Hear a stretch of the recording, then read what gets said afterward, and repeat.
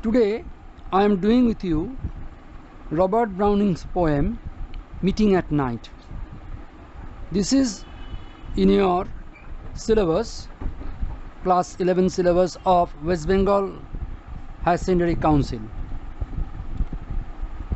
Before going into the poem itself, let me first tell you something about the age to which this poem belongs and about the poet. In very short, meeting at night Robert ব্রাউনের লেখা এবং Robert Browning Victorian এজের কবি। স্বাভাবিকভাবেই তোমাদের কাছে এই Victorian age এটা একটা নতুন শব্দ।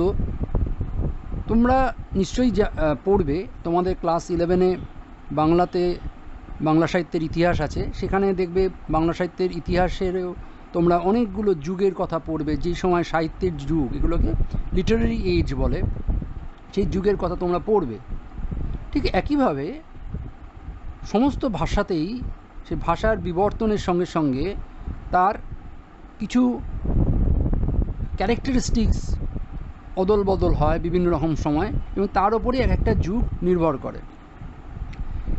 ইংরাজি সাহিত্যেও এরকম অনেকগুলো যুগ আছে, এলিজাবেথেন যুগ, নেচার্স, রেনেসাঁস, এরকমভাবে মডার্ন যুগ, এরকম অনেক যুগ আছে। তার মধ্যে একটি হলো ভিক্টোরিয়ান এজ, অর্থাৎ যখন রানী ভিক্টোরিয়া 1837-এ became the queen of England, তার যে সময়কালটা, তার রাজত্বের যে সময়কালটা, এবং সেই সময় যে সাহিত্য চর্চা, তার বিভিন্ন দিক, এই পিরিয়ডটা এবং তার রাজত্বকালের শেষ 1901 যখন তার ডেথ হয়, এই টোটাল পিরিয়ডটা ফ্রম 1837 to 1901 এটাকে বলা হয় Victorian age in English literature.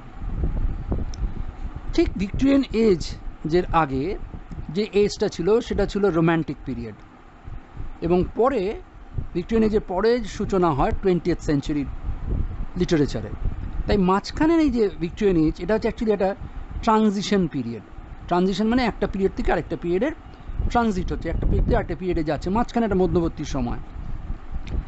এবং এই সময়ের একটা উল্লেখযোগ্য ঘটনা ছিল industrial revolution, first industrial revolution, যেটা মোটামুটি শুরু হয়েছিল 1820-তে আসলে, কিন্তু তার অনেক বছর পরেই ভিক্টোরিয়া আসেন মসনদে, এবং শেষ হয়েছিল 40-এ। তাই ভিক্টোরিয়া যখন রানী ভিক্টোরিয়া যখন মসনদে, তখন কিন্তু এই ইন্ডাস্ট্রিয়াল রেভলিউশনের একটা প্রভাব ছিল। এবং এটা আমাদের জেনে রাখা ভালো যে সব সাহিত্যই কিন্তু সমাজের ওপর এবং পারিপার্শ্বিক ঘটনার ওপরে কিন্তু নির্ভর করে, তার একটা প্রভাব সবসময় সাহিত্যের ওপরে থাকে। সাহিত্যিকরা তার থেকে নিজেদের মুক্ত করতে পারেন না, তাদের লেখার মধ্যে সেই যে যুগে তারা বিলং করেন সেই যুগটার সম্বন্ধে কিছু না কিছু তথ্য কোনো না কোনোভাবে এসেই যায়।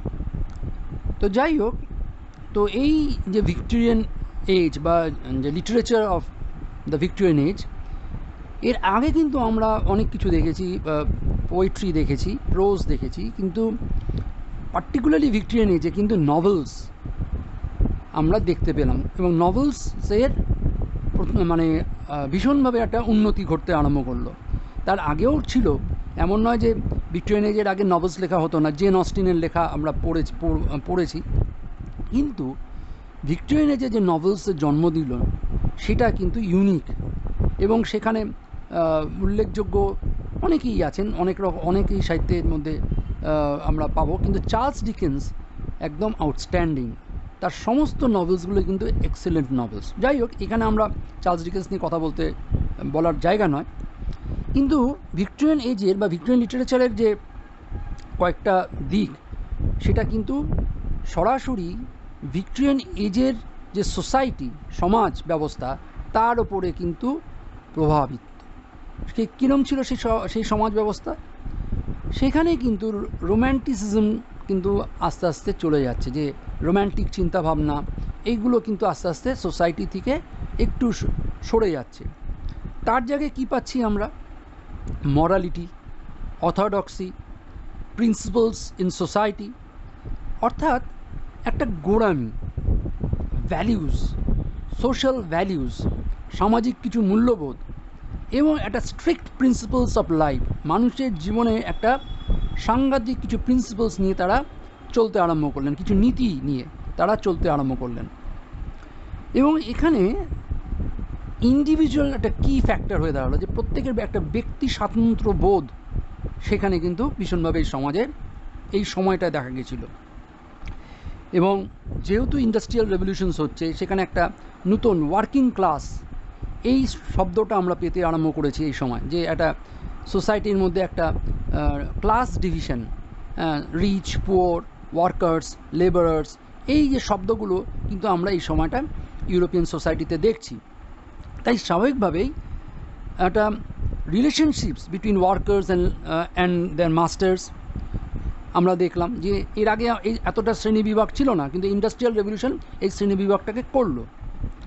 এবং আরও একটা সাংঘাতিক ব্যাপার সমাজের মধ্যে এলো, ভালো কি মন্দ পড়ে, যে exploitation of the women and children, যে মহিলাদের ওপর, বিশেষ করে শিশুদের ওপর, তাদের ওপর যেন একটা বাধা নিষেধ, বিভিন্ন রকমভাবে তাদের দমিয়ে রাখা, এই সবগুলো কিন্তু এই ভিক্টোরিয়ান এজে আমরা দেখছি। তাই স্বাভাবিকভাবেই এই এজটা কিন্তু একটা অর্থোডক্সি, ভীষণভাবে গোঁড়ামি আমরা লক্ষ্য করব, বিশেষ করে ম্যারেজ সম্বন্ধে, যে বিবাহ সূত্র, বিবাহ কি হওয়া উচিত, কিভাবে হওয়া উচিত, হ্যাঁ, এখানে একটা ভীষণভাবে আমরা লক্ষ্য করেছি এই সময়টা। বিশেষ করে মহিলাদের মেলামেশার ব্যাপারে একটা গণ্ডি কেটে দেওয়া, সমস্ত ব্যাপারেই, বিশেষ করে যারা সম্ভ্রান্ত বংশীয় বা একটু উচ্চ শ্রেণীর, তাদের ঘরের মহিলারা যখন তখন অন্য পুরুষের সঙ্গে কথা বলতে পারবে না, বিশেষ করে রাত্রের দিকে তো নয়। এবং একটা গোঁড়ামি কিন্তু ছিলই। এই জন্য অনেকেই বলছেন যে এই একটা সময় ছিল যেটা একটা ভীষণ ডাউট অ্যান্ড পেসিমিজমও বটে, কিছুটা সন্দেহ, কিছুটা একটু নেতিবাচক চিন্তাভাবনা, এগুলো কিন্তু আমরা এই যুগটাতে পেয়েছি। তাই এই সমস্ত কিছুই কিন্তু, যেহেতু রবার্ট ব্রাউনিং এই সময়কারী কবি, তাই তার মধ্যেও কিন্তু থাকাটা স্বাভাবিক ছিল। কিন্তু ফরচুনেটলি রবার্ট ব্রাউনিং কিন্তু এই সকলের কিছুর থেকে বেরিয়ে আসতে পেরেছিলেন। He is a very very optimistic man, ভীষণ অপটিমিস্টিক, এতটা আশাবাদী কল্পনাও করা যায় না। এবং তিনি সব কিছুর মধ্যেই কিন্তু হিউম্যান ভ্যালিউস, মানুষের যে মূল্যবোধ এবং মানুষের মানবিকতা, এইটাকে কিন্তু সবসময় তিনি দেখেছেন। এবং ওনার কাছে নেচার একটা সঙ্গে যে মানুষের যে একটা যোগ, এটা উনি বলেছেন যে হ্যাঁ, যে নেচারের সঙ্গে মানুষের যোগ আছে, কিন্তু নেচারই সব, এটা কিন্তু উনি বিশ্বাস করেননি। তার পূর্বসূরি উইলিয়াম ওয়ার্ডসওয়ার্থ, তার কবিতাও আমাদের সিলেবাসে আছে, আমরা পড়ব, যেমন বিশ্বাস করতেন যে সব কিছুই আমরা দেখি চারপাশে, যেটা প্রকৃতিরই ব্যাপার, মানুষও প্রকৃতিরই একটা just a part of nature. Browning কিন্তু সেটা বললেন, প্রকৃতি আছে ঠিক আছে, কিন্তু উনি প্রকৃতির সঙ্গে, নেচারের সঙ্গে ম্যানস লাইফ, এটা কিন্তু উনি ডিফারেন্সিয়েট করলেন, বললেন যে না, দুটো কিন্তু আলাদা। প্রকৃতি প্রকৃতির জায়গায়, মানুষের জীবনযাত্রা, মানুষের জীবন, সেটা একটা আলাদা, দুটোকে মিশিয়ে ফেললে চলবে না। আমি কেন এই কথাটা এইগুলো বলছি, তার কারণ হচ্ছে আমাদের এই কবিতাটায় কিন্তু এই জিনিসগুলো কিছুটা হলেও আমাদের টাচ করতে হবে, সেই জন্য এটা বলা। তাহলে বোঝা গেল যে একটা অর্থোডক্সি আছে, গোঁড়ামি আছে, এগুলো এই সময় সমাজে ছিল। এবং বিবাহ ব্যাপারে, বিশেষ করে একজন পুরুষের সঙ্গে একজন নারীর মেলামেশার ব্যাপারেও কিন্তু যথেষ্ট বাধা নিষেধ সে সময় ছিল। এবার আসা যাক আমাদের সরাসরি কবিতাটার মধ্যে, মিটিং অ্যাট নাইট। এই যে মিটিং অ্যাট নাইট কবিতাটা, এটা প্রথম পাবলিশ হয়, ফার্স্ট পাবলিশ ইন 1845।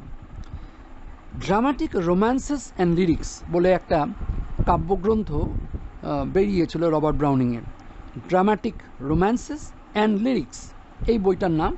তার একটা কবিতা হচ্ছে এই মিটিং অ্যাট নাইট। এবং অরিজিনালি মানে প্রথম যখন কবিতাটা ছাপা হয়, তখন কিন্তু মিটিং অ্যাট নাইট এই টাইটেলটা ছিল না। কী ছিল? রোমান 1 নাইট, 1 মানে আমরা যে 1 নাইট 2 মর্নিং, 1 রোমান 1 নাইট কমা রোমান 2 মর্নিং, এইভাবে টাইটেলটা ছিল। কিন্তু পরে মিটিং অ্যাট নাইট এই টাইটেলটা রিনেমড হয়। কবিতাটা যখন ফাইনালি এডিটেড হয় পরের সংস্করণে, তখন কিন্তু আমরা এই মিটিং অ্যাট নাইট এই টাইটেলটা পেলাম। তাই এটা একদম অরিজিনাল ইনিশিয়াল টাইটেল নয়। ইনিশিয়াল টাইটেল ছিল Roman 1 night, Roman 2 morning. Last it is renamed as meeting at night. সেইভাবেই কিন্তু আমরা আমাদের কাছেও আমাদের সিলেবাসও দেখছো তাই মিটিং অ্যাট নাইট এইভাবেই রয়েছে। কবি জন্ম ক্যাম্বারওয়েল বলে একটা ইংল্যান্ডের জায়গা আছে, লন্ডনে ক্যাম্বারওয়েল বলে, সেখানে তার জন্ম। তিনি মে মাসের 7 তারিখে 1812 অর্থাৎ 7/5/1812 তার জন্ম। এবং তার বেড়ে ওঠা একটা খ্রিস্টান পরিবারে তার বেড়ে ওঠা। সেখানে খুব রিলিজিয়াস মাইন্ডেড ওমেন ছিলেন তার মা। তার বাবাও যথেষ্ট পণ্ডিত ব্যক্তি ছিলেন। একটু কষ্ট হয়েছে তার প্রাথমিকভাবে, তার পরিবারে একটু কষ্ট তাদের পেতে হয়েছে অর্থনৈতিকভাবে, কিন্তু তার বেড়ে ওঠাটা কিন্তু যথেষ্ট সুন্দর ছিল এবং প্রচুর পড়াশোনা উনি করতেন। বিশেষ করে রবার্ট ব্রাউনিংয়ের বাবা, তার ভাস্ট লাইব্রেরি ছিল, প্রচুর কালেকশনস ছিল বইয়ের, নানা রকম ধরনের বইয়ের, history, philosophy, science, social studies, বিভিন্ন রকমের বই ছিল। এবং সেই সব বইগুলো কিন্তু রবার্ট ব্রাউনিং ছোটোবেলার থেকে পড়ার সুযোগ পেয়েছিলেন। তাই when he was about 17 years old, 17 বছর যখন প্রায় বয়স, উনি কী করেছিলেন, উনি কবিতা লিখবেন বিভিন্নভাবে। এবং প্রথম দিকের কবিতাগুলো যদিও খুব তার সেরকমভাবে উল্লেখযোগ্য হয়নি বা তাকে ভীষণভাবে কী বলবো সম্মান এনে দেয়নি, কিন্তু পরবর্তী পর্যায়ে যে তার লেখাগুলো দুর্ধর্ষ সমস্ত লেখা আমরা তার কাছে পাই এবং তার নিজস্ব একটা স্টাইল অফ রাইটিংও তৈরি হয়। যাই হোক, তার বেস্ট পার্টটা আরম্ভ হয় 1838-এ তিনি ইটালি যান। প্রথমবার তিনি ইটালিতে গেলেন এবং এইখানে গিয়ে একজনের সঙ্গে তার আলাপ হলো। তার নাম হচ্ছে এলিজাবেথ ব্যারেট। এলিজাবেথ ব্যারেট একটু তার থেকে বয়সে বড় ছিলেন। যাই হোক, এই এলিজাবেথ ব্যারেটের সঙ্গে তার ওখানে পরিচয় হয় এবং পোয়েট তখন ইয়েতেই আছেন, ইটালিতেই আছেন। এবং কবে পরিচয় হয়? 1845-এ এলিজাবেথ ব্যারেটের সঙ্গে আমাদের রবার্ট ব্রাউনিং সাহেবের পরিচয় হলো এবং দেখা গেল যে মোটামুটি তাদের মেন্টালিটিটা খুব ম্যাচিং মেন্টালিটি। এবং তারা অচিরেই, প্রথম বলা যেতে পারে লাভ অ্যাট ফার্স্ট সাইট, তারা দুজনকে পছন্দ করতে আরম্ভ করলেন এবং তাদের এই যে পছন্দ করাটা খুব অচিরেই তাদের গভীর ভালোবাসা সেটা রূপান্তরিত হলো। কিন্তু সমস্যা দেখা দিল কিন্তু এলিজাবেথ ব্যারেটের বাবা, কারণ তিনি একজন অত্যন্ত অর্থোডক্স পারসন, প্রচণ্ড গোঁড়া, এবং তিনি কোনোভাবেই এরকম তার মেয়ের একজন পুরুষের সঙ্গে মেলামেশা বরদাস্ত করবেন না, এটা ব্যারেটও জানতেন। এবং যেহেতু তিনি এটা জানতেন, তাই তাকে প্রথম থেকেই ব্রাউনিংয়ের সঙ্গে তার যে ভালোবাসার যে সম্পর্ক গড়ে ওঠে সেটাকে তিনি গোপন করতে তিনি বাধ্য হয়েছিলেন। এবং একইভাবে রবার্ট ব্রাউনিংও কিন্তু ব্যাপারটাকে গোপন রেখেছিলেন। এবং এই যে তাদের গোপনীয়তা, এটা প্রায় 1 বছর চলেছিল এবং ভীষণভাবে 1 বছর তারা কিন্তু একে অপরের সঙ্গে খুব গোপনে, খুব সিক্রেটলি, এবং বেশিরভাগ সময়টা নাইট টাইমে, যেটা কল্পনা করা যায় না। দিনের বেলায় একজন অন্য পুরুষের সঙ্গে দেখা করাটা, অপরিচিত পুরুষের সঙ্গে দেখা করাটা একজন মহিলার পক্ষে সেই সময় ভাবা যেত না, এটা অপরাধ বলে বিবেচনা করতো। সেখানে আবার রাত্রির ব্যাপার, কিন্তু তাদের তো কোনো উপায় ছিল না, তাদের গোপনে রাত্রেই দেখা করতে হতো। যতবার তারা দেখা করেছেন ওই 1845 থেকে 1846-এর মধ্যে, কারণ 1846-এ তারা বিয়ে করে। তো যাই হোক, এই একটা বছর তাদের কিন্তু ভীষণ তাদের উত্তাল একটা বছর, প্রচণ্ড ভয় সবসময় তারা আশঙ্কা করতেই বোধহয় ধরা পড়ে গেলাম, একটা টার্মোয়াল লাইফ। এবং তাদের মধ্যে উত্তেজনাও ছিল, আবার ভালোবাসাও ছিল। কিন্তু এটা ঘটনা যে রবার্ট ব্রাউনিং এবং এলিজাবেথ ব্যারেট তাদের প্রথম দর্শনেই তারা কিন্তু বুঝতে পেরেছিলেন যে দে আর মেড ফর ইচ আদার, তারা একে অপরের জন্যই যেন সৃষ্টি হয়েছেন। এবং 1846-এ এলিজাবেথ ব্যারেট যখন দেখলেন আর কোনো উপায় নেই, বাবাও মেনে নেবেন না, তিনি তখন পালিয়ে গেলেন রবার্ট ব্রাউনিংয়ের সঙ্গে। এবং যেহেতু তিনি পালিয়ে গেলেন, তার বাবা তার সমস্ত সম্পত্তি থেকে এলিজাবেথ ব্যারেটকে বঞ্চিত করেছে, বলা যায় ত্যায্যপুত্রী করেছিল। ত্যায্যপুত্র তো এখানে হয় না, আমরা ত্যায্যপুত্র শুনি, কিন্তু ওনাকে ত্যায্যপুত্রী করেছিলেন। এবং যতদিন উনি বেঁচে ছিলেন উনি কিন্তু আর তার বাবার কাছে ফিরে যাননি, বা তার বাবাও বাবাও কিন্তু এলিজাবেথ ব্যারেটকে আর মেনে নেননি। যাই হোক, তো 1846-এ তাদের তো বিয়ে হয়ে গেল, গোপনেই বিয়ে হয়েছিল, এবং দে আর ভেরি হ্যাপি কাপলস। তারা ভীষণ হ্যাপিলি তারা লিভ করেছে। এবং এই কোর্টশিপটা এবং আলটিমেটলি তাদের বিয়ে, এটা 1861 পর্যন্ত এলিজাবেথ ব্যারেট বেঁচে ছিলেন। 1861 এলিজাবেথ ব্যারেট মারা যান। উনি একটু ইল হেলথের অধিকারিণী ছিলেন, তার শরীর খুব ভালো যেত না। এনিওয়ে 1861-এ উনি মারা যান, এবং কবি তারপরে ফিরে আসেন, ইংল্যান্ডে আবার ফিরে চলে এলেন। এবং সেই সময় তার যে লেখা, ওই যে পিরিয়ডটা যখন তিনি ফ্রম 1846 টু 1861, এবং তারপরেও আমরা ব্রাউনিংয়ের কাছ থেকে অনেক সুন্দর সুন্দর লেখা আমরা পেয়েছি, ভীষণ ভালো ভালো লেখা আমরা পেয়েছি। এবং লাস্ট অফ অল তিনি ইংল্যান্ডে ফিরে আসেন, এবং 12th of December 1889 কবি মারা যান। কিন্তু এই মারাটা উনি গেছিলেন কিন্তু ভেনিসে। তিনি ইংল্যান্ডের থেকে আবার ভেনিসে গেছিলেন, এবং সেখানে 12th of December 1889-এ তার মৃত্যু হয়। এবং মৃত্যুর পরে তাকে কিন্তু তার দেহ নিয়ে আসা হয় ইংল্যান্ডে, এবং সেখানে ওয়েস্টমিনস্টার অ্যাবে বলে একটা জায়গা আছে, সেখানে পোয়েটস কর্নার, মানে অনেক স্বনামধন্য পোয়েটসদের ওখানে কবর দেওয়া হয়েছিল, সেইখানেও এবং রবার্ট ব্রাউনিংকেও লাস্টে সমাধি দেওয়া হয়। তো this is a short history of, বলা যেতে পারে short biography of Robert Browning. Now let us go on to the poem. I start reading and then I will explain. আমি প্রথমে আগে একটা রিডিং করি, তারপর আমি লাইন বাই লাইন এক্সপ্লেনেশনটা করব।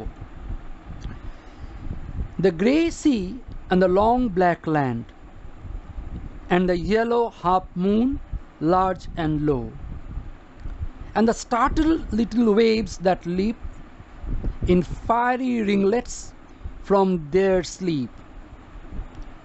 As I gain the cove with pushing prow and quench its speed in the slushy sand,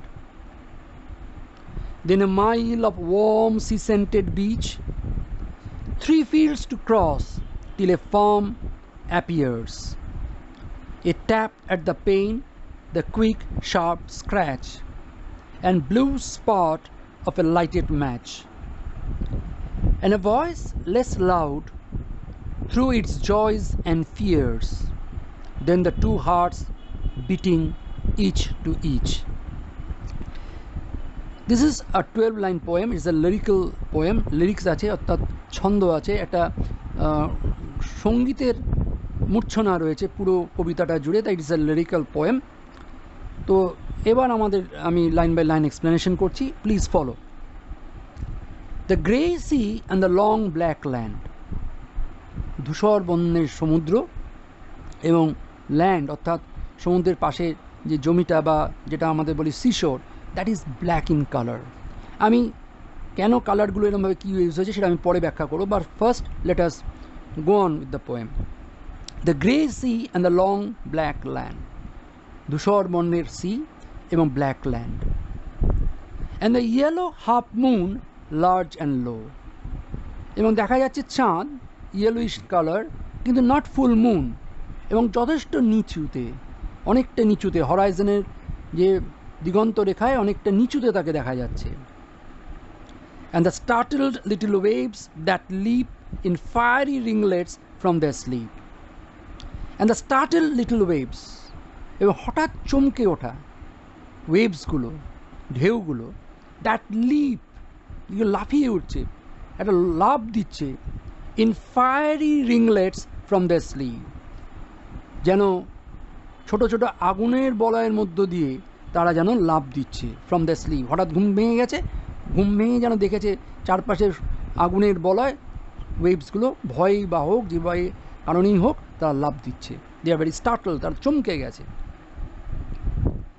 As I gain the cove with pushing prow and quench its speed in the slushy sand. As I gain the cove, gain বলতে এখানে পাওয়া নেই, try to reach, কোথাও পৌঁছানো এখানে। The curve with pushing prow, curve মানে হচ্ছে নৌকাটা, যে বোটটা করে কবি যাচ্ছেন আর কি, সেই কার্ভটাকে উইথ পুশিং প্রাও, অর্থাৎ নৌকার সামনের ভাগটা, তাকে বলা হয় প্রাও। তো ওই প্রাউটাকে তিনি পুশ করে, ধাক্কা দিয়ে কিছু একটার মধ্যে ঢোকানোর চেষ্টা করছেন। কোথায়? And quench its speed in the slushy sand. কোথায় ঢোকানোর চেষ্টা করছেন? স্লাশি স্যান্ডে, অর্থাৎ ভেজা স্যান্ডের মধ্যে যেটাকে প্রবেশ করানোর চেষ্টা করছেন। রিজন হচ্ছে কারণ to quench its speed. Quench এখানে অর্থ হচ্ছে যে তার স্পিডটা কমানোর জন্য, অর্থাৎ বোটের যে স্পিডটা ছিল, নৌকাটার যে স্পিডটা ছিল, সেটাকে কমানোর জন্য, রিডিউস করার জন্য নৌকাটাকে একটা স্যাঁতস্যাঁতে জমির মধ্যে, বালু জমির মধ্যে তাকে প্রবেশ করানোর চেষ্টা হচ্ছে, যাতে স্পিডটা অটোমেটিকলি কমে যায়। Second stanza, then a mile of warm sea scented beach. তারপরে 1 মাইল লম্বা, ওয়ার্ম উত্তপ্ত, প্রচণ্ড গরম নয়, একটু উষ্ণ বলা যেতে পারে, সি সেন্টেড বিচ, অর্থাৎ একটা সল্টি সেন্ট মাখানো রয়েছে যেন এয়ারে। সেই বিচটা, যে বিচটা ধরে সে 1 মাইল হাঁটবে, সেই বিচটা যেন একটা সমুদ্রের যে একটা নোনা গন্ধ, সেটাকে যেন তারা ঘ্রাণ শক্তিটা, ঘ্রাণ নিলে সেটা যেন বোঝা যাচ্ছে। 3 fields to cross till a farm appears। শুধু ওই 1 মাইল সি বিচ নয়, তারপরে 3টে মাঠ আসবে, 3টে বড় বড় হয়তো মাঠ আসবে, এবং 3টে মাঠ অতিক্রম করলে কি হবে? দ্যাট ফার্ম অ্যাপিয়ার্স, সেই ফার্ম হাউসটা, সেটা তার চোখের সামনে ভেসে উঠবে বা সে দেখতে পাবে। A tap at the pane, the quick sharp scratch. A tap at the pane, এবং সেই খামার বাড়ির কোনো একটা নির্দিষ্ট জানলার যে সীসা আছে, বা আমরা জানলা যে কাঁচ আমরা বলি, তার ওপরে একটা ছোট্ট ট্যাপিং, ছোট্ট একটা টোকা, just a bit of sound. The quick sharp scratch, সাউন্ডের সঙ্গে সঙ্গেই অপর প্রান্তে দেখা গেল একটা স্ক্র্যাচিং সাউন্ড, একটা খস করে একটা শব্দ, যে শব্দটার সঙ্গে সঙ্গেই একটা ব্লু ফ্লেম আমরা দেখতে পাবো। পরের লাইনে আছে দ্য কুইক শার্প স্ক্র্যাচ, এটা খুব দ্রুত কিন্তু খুব তীক্ষ্ণ এবং একটা স্ক্র্যাচিং সাউন্ড, একটা কিছু ঘষ্টানির শব্দ, একটা জাস্ট একটা আঁচড়ানোর শব্দ। And the blue spot of A lighted match, এবং কি দেখা গেল? একটা ব্লু ফ্লেম হঠাৎ যেন ধক করে জ্বলে উঠলো, একটা স্পার্ক হলো, colour in blue of A lighted match, যে আমরা যখন দেশলাই কাঠি জ্বালালে যে ব্লু স্পার্কটা দেখা যায়, যে নীল আভাটা দেখা যায়, সেটা দেখা গেল। And a voice less loud through its joys and fears, এবং তারপর একটা কণ্ঠস্বর ভেসে এলো ভেতর থেকে। সেই কণ্ঠস্বরটা কীরকম কণ্ঠস্বর? Through its joys and fears, কণ্ঠস্বরের মধ্যে আনন্দও আছে, আবার একটা আতঙ্কের আভাসও আছে। Then the two hearts beating each to each, তারপরে দেখা গেল দুটো হৃদয় একে অপরের খুব কাছাকাছি, যেন একে অপরের স্পন্দন শুনতে পাচ্ছে। তাই বলছে then the two hearts beating each to each, তারা দুটো হার্টের স্পন্দন, দুটো হৃদয়ের স্পন্দন শোনা গেল। So this is the poem.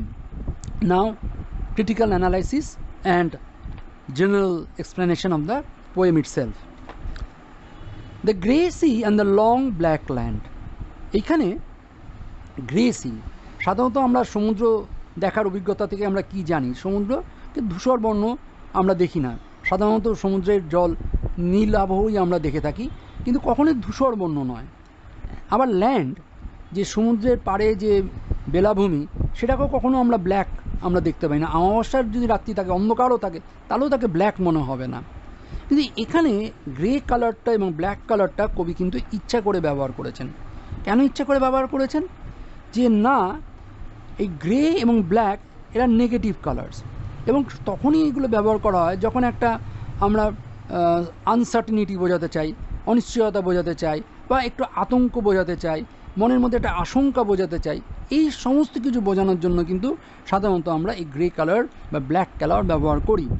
যে দেখবে যখন আমরা গোস্ট স্টোরি পড়ি, ছোটোবেলাতে যদি তোমরা গোস্ট স্টোরিজ পড়ে থাকো, ছবি টবি দেখে থাকো, দেখবে সেই গোস্টদের মানে ভূতেদের চোখের রঙগুলো দেখবে, মনে করার চেষ্টা করো, দেখবে এটা গ্রে কালার থাকে। আর ব্ল্যাক তো আমরা জানি। তো স্বাভাবিকভাবে এইখানে কবি ইচ্ছাকৃতভাবে কেন গ্রে সিটা বলছেন? এই সিটা কখনোই গ্রে নয়, সিটা গ্রে নয়, বা ল্যান্ডটাও কিন্তু ব্ল্যাক নয়, আসলে এই গ্রেনেসটা এবং ব্ল্যাকনেসটা it is indicating the mind of the poet, যে সেই মুহূর্তে অর্থাৎ যাত্রার প্রাক্কালে আমাদের এখানে ন্যারেটার বলো বা কবি যাই বলো, কবির যে মানসিক অবস্থাটা একটা আশঙ্কার মধ্যে রয়েছে, কিছুটা হয়তো তার বিষাদও তার মনের মধ্যে রয়েছে। কেন বিষাদ রয়েছে সেটা পরে বলছি, যে তার মনের মধ্যে একটা আশঙ্কা রয়েছে, মনের মধ্যে কিছুটা দুঃখ রয়েছে, মনের মধ্যে কিছুটা ভয়ও রয়েছে, এবং সর্বোপরি সে জানে না, একটা বিশাল আনসার্টিনিটি তার মনের মধ্যে রয়েছে। সে চলেছে তার প্রিয়তমার সঙ্গে দেখা করতে, এবং স্বাভাবিকভাবেই যে সে জানে না যে সে যে যাচ্ছে, এই যাওয়ার যে তার সমস্ত যে পরিশ্রমটা আদৌ ফলপ্রসূ হবে কি না, যে সে সত্যি সত্যি তার লাভ লেডির সঙ্গে দেখা করতে পারবে কি না আলটিমেটলি, সে কিছুই সেটা জানে না। তাহলে তার মনের যে অবস্থাটা একটা টোটাল আনসার্টিনিটি, এবং সে বেশ খানিকটা নেগেটিভ মাইন্ড নিয়েই যাচ্ছে। তার এই নেগেটিভ মাইন্ডটাকে বোঝানোর জন্য এই দুটো কালার উনি ইচ্ছা করে ব্যবহার করেছেন, গ্রে সি এবং ব্ল্যাক ল্যান্ড ব্যবহার করেছেন। And the yellow half moon large and লো। তারপরে কী করছেন, এটা যে নাইট টাইম, তার জার্নিটা যে নাইট টাইমে হচ্ছে, এইটুক শুধু বোঝানোর জন্য এই ন্যাচারাল একটা সিম্বল তিনি ইউজ করলেন। সেটা কি, দ্য ইয়েলো হাফ মুন, মুনটা হাফ মুন এবং তার কালার হচ্ছে ইয়েলো, অর্থাৎ সদ্য তখন চাঁদটা উঠছে এবং পুরোপুরি তখন চাঁদের প্রকাশ হয়নি এবং তার উজ্জ্বলতাও আসেনি, যে সিলভারি কালার সেটা কিন্তু আসেনি, একটা ইয়েলিশনেস আছে। এই ইয়েলো কালারটাও কিন্তু একটা ডাল টাইপ অফ কালার, একটু মেরমেরে, এবং স্বাভাবিকভাবেই এটাও কিন্তু তার মনের মধ্যে সেই একটা ডালনেস, যে কোথাও যেন সে মনে হচ্ছে একটা আশঙ্কা সে চলছেই, কোথাও যেন সে একটু একবারের জন্য একটু দ্বিধাগ্রস্ত হয়ে পড়ছে। তো এই and the yellow half moon that is large, মানে সদ্য উঠছে বলে তো এটা লার্জ, এবং লো কেন, কারণ just as if it is leaping out of water, যেন মনে হচ্ছে সমুদ্রের জল থেকে সদ্য সে উঠে আসছে, পুরোপুরি এখনও প্রকাশ ঘটেনি। তাই এখানে জাস্ট এই সিম্পল একটা রেফারেন্স দিয়ে কিন্তু উনি নেচারের একটা উল্লেখ করেন, কারণ এছাড়া তিনি আর কোনোভাবে টাইম অফ দ্য ডেটাকে বোঝাতে পারতেন না। তিনি ইভিনিং বললেন না, তিনি সাজেস্টিভলি বললেন যে it is an evening time এবং প্রসিডিং টুয়ার্ডস নাইট। তাই বলছে and the startled little waves that leap in fiery ringlets from the sea।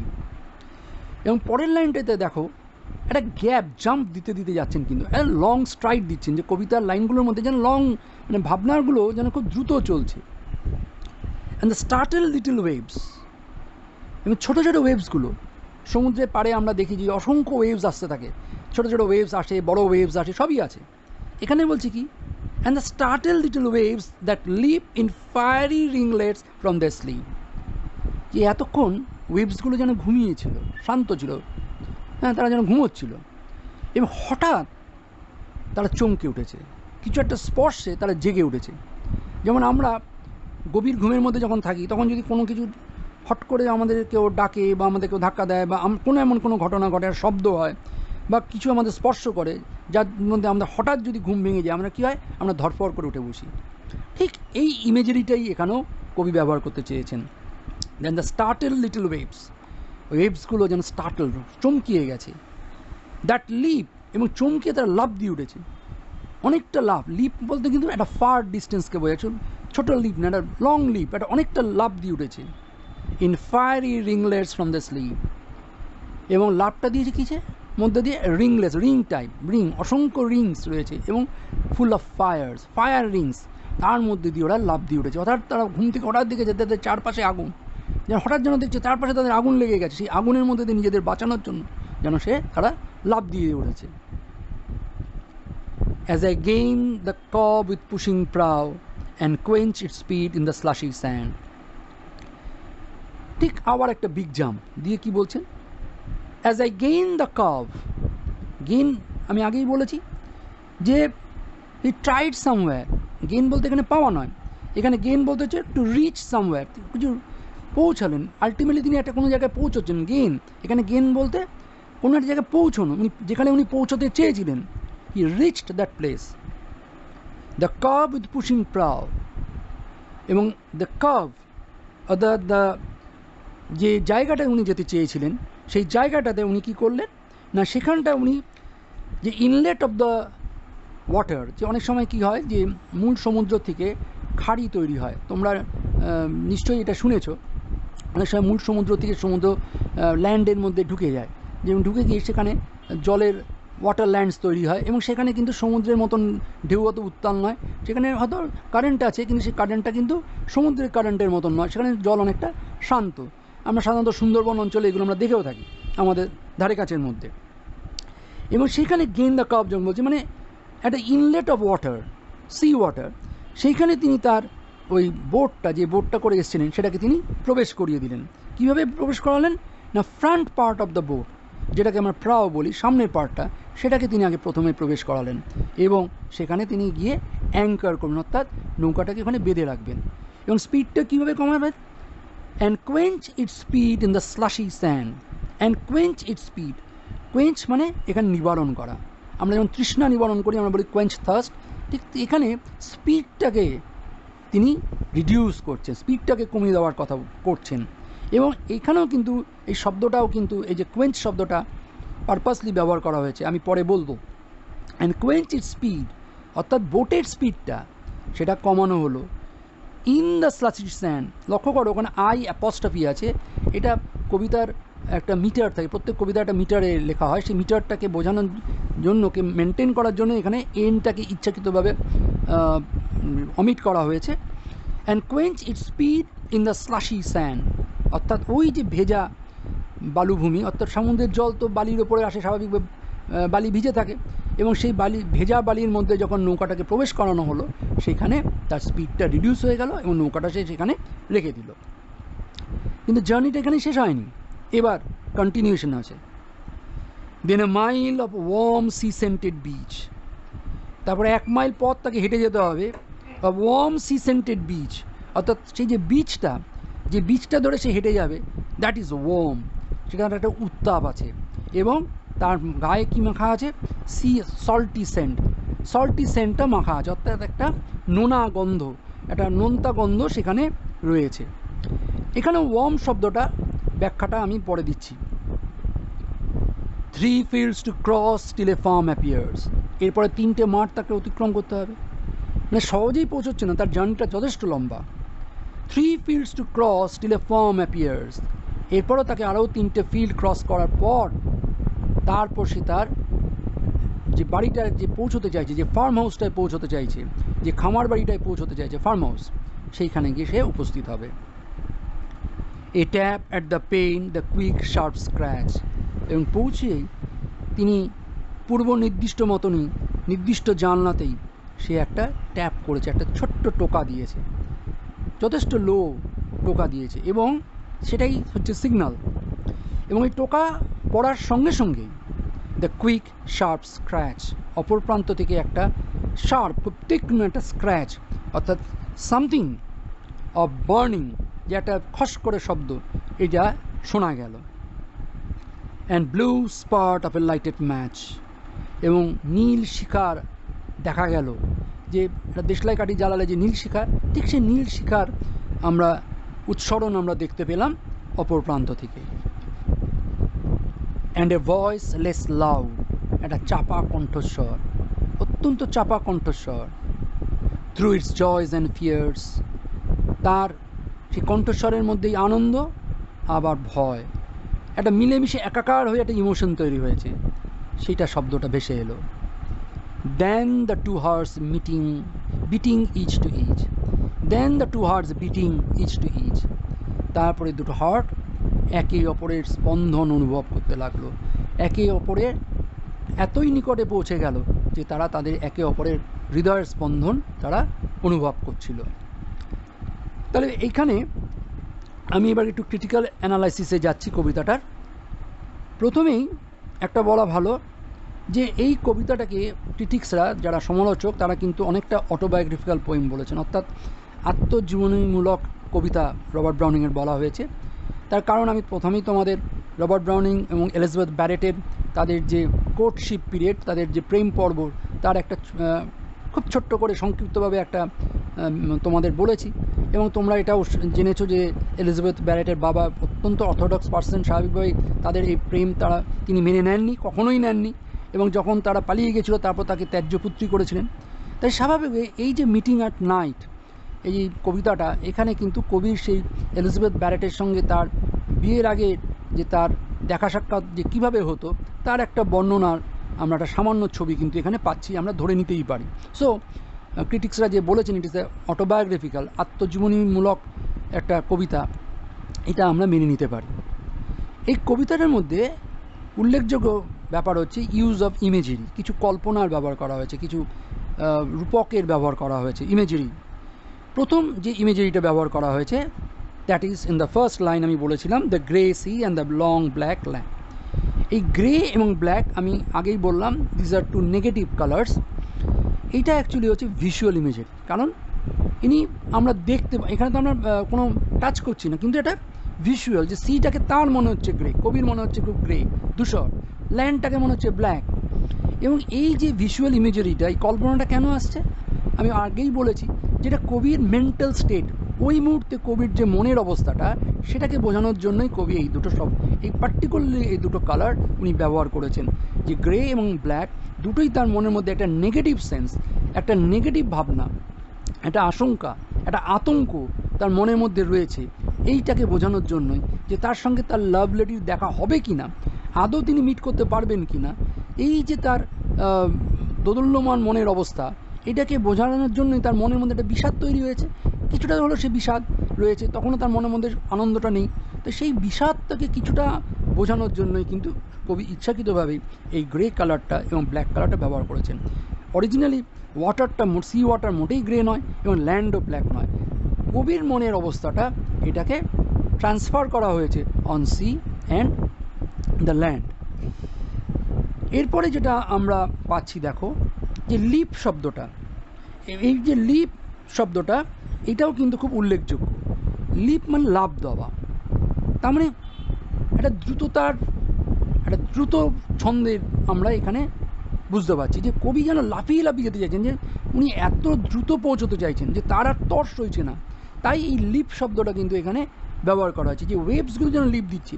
এগুলো ওয়েভসগুলো অ্যাকচুয়ালি নয়, কবির মনের ভেতরে অসংখ্য ওয়েভস চলছে, কবির মনের মধ্যে অসংখ্য ঢেউ চলছে, এবং একটা ঢেউ আসছে আরেকটা ঢেউকে আঁচড়ে ফেলছে, আবার আরেকটা ঢেউ আসছে। ইমোশনসগুলো, তার যে মনের মধ্যে যে ভাবনাগুলো, তার অনুভূতিগুলো যেন দ্রুত তার মধ্যে মানে একদম ওলট পালট করে দিচ্ছে, তাকে উত্তাল করে দিচ্ছে তার মনকে। তার এই মনের যে উত্তাল যে ভাব, যে ইমোশনসগুলো, এইগুলো কিন্তু এই লিপ শব্দটা বোঝাচ্ছে আমাদের। এবং এখানে শুধু তাই নয়, এখানে আরেকটা জিনিস আমাদের বলতে হবে, বোঝাতে হবে, যে এই লিপ শব্দটার মধ্যে দিয়ে কিন্তু কবি এটাও বোঝাতে চাইছেন যে কত দ্রুত তিনি পৌঁছতে চাইছেন, যে এরকম নয় হেঁটে ওয়াকিং স্পিড নয়, লাফিয়ে লাফিয়ে যেতে চাইছেন, যে যত দ্রুত সময়টাকে উনি লাফিয়ে লাফিয়ে ওটাকে অতিক্রম করে যেতে চাইছেন। অর্থাৎ তার এবং তার লাভ লেডির মধ্যে যে ডিস্টেন্সটা, সেটা উনি অত্যন্ত দ্রুততার সঙ্গে সেটাকে অতিক্রম করতে চাইছেন, তাই এই লিপ শব্দটা ব্যবহার হয়েছে। And the startled little waves that leap in the fiery ringlets. Startled little waves কেন? অ্যাকচুয়ালি ওয়েভসগুলো তখন শান্ত, সমুদ্রে শান্ত রয়েছে, কিন্তু কবির মনে হচ্ছে যে এই যে ওয়েভসগুলো, এইগুলো যদি শান্ত ওয়েভস নয়, এই ওয়েভসগুলো যেন তার মনের রিফ্লেকশন, আমি একটু আগেই বললাম মনের রিফ্লেকশন, এবং তাই জন্য সে চমকে চমকে উঠছে। কেন চমকে উঠছে? কারণ কবির মনের মধ্যে তো আশঙ্কা রয়েছে, যদি সে ধরা পড়ে যায়, হয়তো পাশ দিয়ে অন্যটা নৌকো যাচ্ছে বা কিছু যাচ্ছে, তার মনে হচ্ছে যে এই বুঝি আমি ধরা পড়ে গেলাম। তাহলে এবং সামান্য শব্দই, কোনো সামান্য একটা হেরফের কিছুই তার মনের মধ্যে একটা আশঙ্কা তৈরি করে দিচ্ছে।